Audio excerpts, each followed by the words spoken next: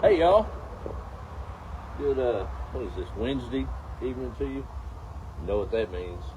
Yep, holidays are coming. That's I had to dig that one out. That's one that me and Jordan a few years back tried our little crafty hand at. It, for two guys, I think we did pretty good. We actually made it for I believe it was Mom's first Christmas after she was gone for her headstone. Anyway, I guess we didn't do too much. We bought the green and then put the flowers on. She loved magnolias. Anyway, I thought I'd hang on the front door this year. This is where she spent most of her time before her married years and raising families. So I don't want to put it where she never really spent any time alive, right?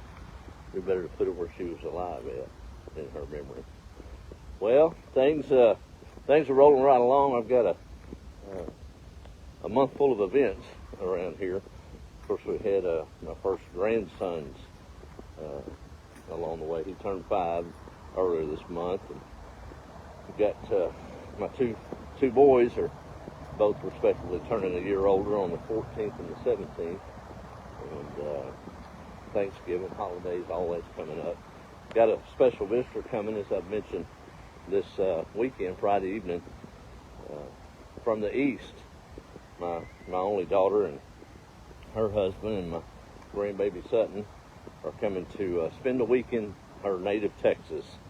A little ahead of the holiday, but a holiday is what you make it, I believe. At least it is as you grow older. I'm sure all of y'all can relate, even through grief and loss and change of station in life. We have to dig deep and keep that spirit that we had as a young person, don't we? I was reminded little Laura was coming home from school ahead of Thanksgiving break and kind of had a heavy heart based on events of the year. Here it was supposed to be a triumphant year for her. She'd overheard talk from Mother and Dad in passing.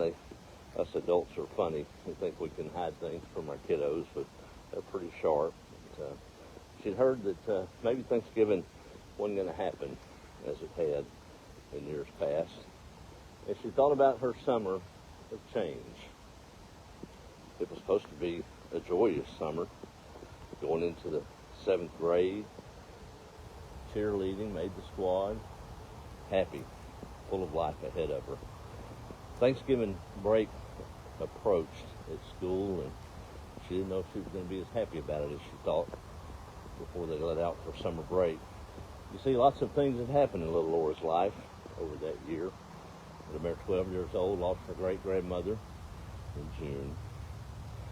Then, life changes. Mom and Dad sold the house and her childhood home, and it was going to be for the better, a brand new house, but now it was a little displacement that she had. Gone were the days of the popsicle stick craft turkeys in elementary school and construction paper pilgrim's hats, and life was rearing its head of change. She was losing heart about the holidays, didn't know why things had happened as they had. And as she approached the door of the home that evening, it hit her the Christmas before, when her great-grandmother was still with her. It was Christmas morning, and there she sat, lettered among all the gifts, and looked up at her grandmother there and great-grandmother there in the chair with a smile ear to ear and a different look on her face. She loved that woman as that woman loved her.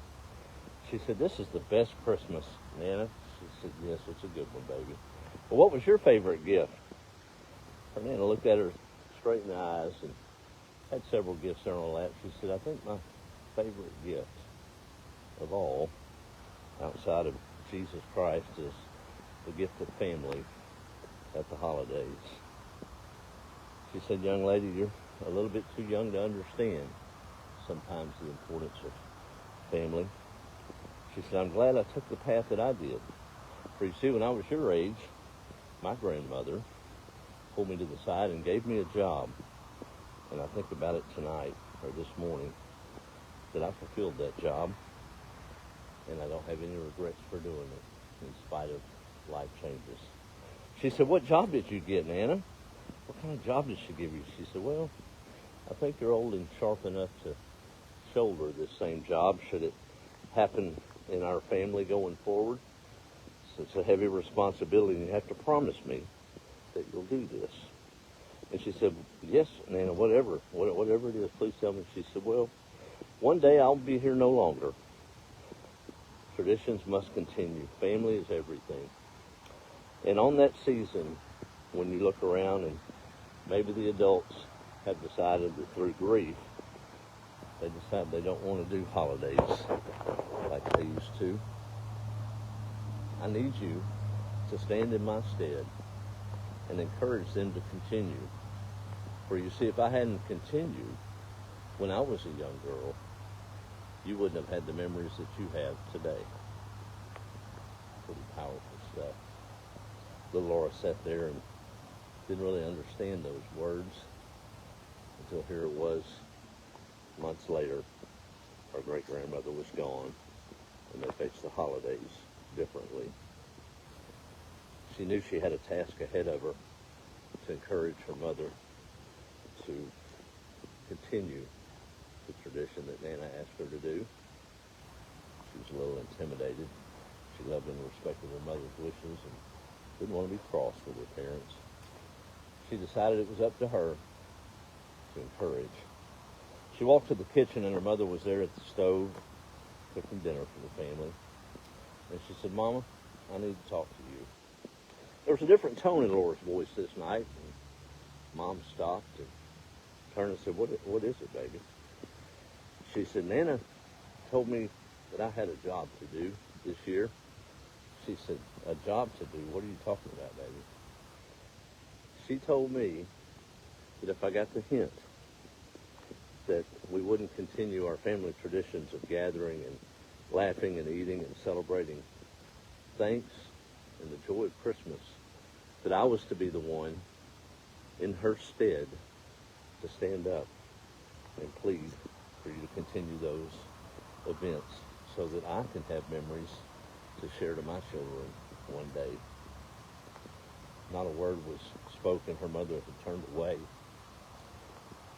When she finally regained her composure, tears were streaming down her mother's face as she realized that although the grief amongst the empty chairs at the holidays as she aged and those she loved so dear, bright faces of children, joy would fill their spots. And it's up to us as individuals to put aside that grief and to relish in the good memories of holidays past, no matter whose empty chair sits at our table. Family. Cherish things. It hits with a different heaviness here on this old place. I grew up as a young man the age of Laura, watching cousins come and go, and as the years roll past and those patriarchs and matriarchs go on to meet their reward, things change. I'd encourage us all that no matter the grief, no matter the hurt, that we must continue those things to teach our children the importance of togetherness and family, keeping Christ centered in the thanks that we give. That's just kind of what's on my mind tonight. I was thinking of the last one. Not the last Christmas here. I couldn't remember it, to be honest with you. But so oftentimes as this world goes, and maybe it's my age and dear friends and relatives pass along the way, most are unexpected. And I got to thinking about that. How many of us live our lives not realizing that it may be the last one, the last phone call, the last text, the last holiday that we spend with those we love. Would it be a different world if we treated every interaction that we do with our friends, neighbors, and especially our loved ones like the last one? To cherish it, not to look forward to the next one as much as cherishing the one we're in, the last one. I'm going to try to do better at that, even a passing phone call that's routine through the week. Maybe relish it a little bit differently. Good Lord says we're not promised tomorrow, right? Too oftentimes we see that tragedy hit. But he tells us to take hope in his salvation. And one day, we'll have our last one. And it'll be the last one as we enter our eternal home. Hope you've made your election sure and accepted his grace and bow your will a little bit to the good Lord. I'd encourage all of you this holiday. I've had it rough here. It'll be a little different this year without Jordan, with my kids scattered. I guess he was my pacifier, if you would, not having all the family here. At least I have my boy. He's taking flight, as time should be. But I've got a good family around, just a little different as we age.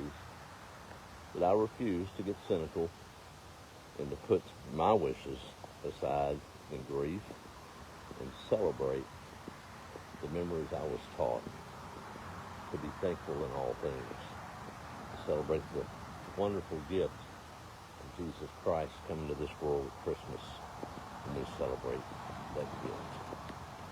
Y'all be the light. Have a good week. We'll try to check in a little bit more down the road. I'm sure we'll have lots of videos with those little ones, or with the little one when she gets here. Well, I guess Faith's my little one too still, right? That never changes. Y'all share this with someone that's hurting this holiday, and maybe it'll uplift them a little bit as well. Take a personal inventory and make sure that our grief doesn't outweigh our joy for what we know, the joy in Christ. Love y'all. Thanks for all the support. Be the light.